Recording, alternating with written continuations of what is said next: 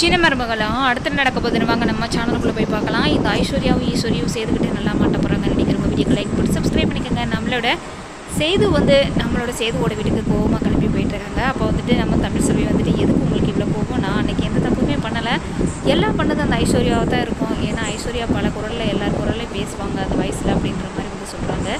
இப்போ நீங்கள் இந்த உண்மையை கேட்க போனால் நான் இது எது செஞ்சதுக்கு ஆதாரம் இருக்கான்னு கேட்பாங்க. நீங்கள் வந்து அதுக்கு என்ன பதில் சொல்வீங்க அப்படின்ற மாதிரி நம்ம தமிழ் சொல்லி கேட்குறாங்க. வேண்டாம், இந்த பிரச்சனையை இதோட விட்டுருங்க, அந்த ஐஸ்வர்யாடனாலும் சேர்ந்து வாழுங்க நல்லா அப்படின்னு சொல்கிறாங்க நம்ம தமிழ் செல்வி. இருந்தாலும் சேது வந்து கோவிச்சுக்கிட்டு யோசனை பண்ணிகிட்டே போயிட்டுருக்காங்க சேதுவோட வீட்டுக்கு. அங்கே போனால் ஐஸ்வர்யா நம்மளோட சேதுவோட காரை பார்த்தோன்னு சந்தோஷமாக வந்துட்டு மாமா வந்துட்டிங்களா அப்படின்ற மாதிரி வந்துட்டு பேசுகிறாங்க. இதுக்கடையில் நம்மளோட சேது வந்துக்கிட்டு வந்துட்டு ஒரு முக்கியமான விஷயம் பேசணும் அப்படின்னு வந்து நம்மளோட ஐஸ்வர்யா கையை பிடிச்சி கூட்டிகிட்டு போகிறாரு. இதை பார்த்த ஈஸ்வரி பரவாயில்லையே, ஐஸ்வர்யா மேலே நல்லா விருப்பத்தோடு நல்லா பாசமாக இருக்கானே அப்படின்ற மாதிரி வந்து ரொம்ப பிடிச்சி போயிடுறாங்க. ஆனால் சீக்கிரமே மாட்ட போகிறாங்க.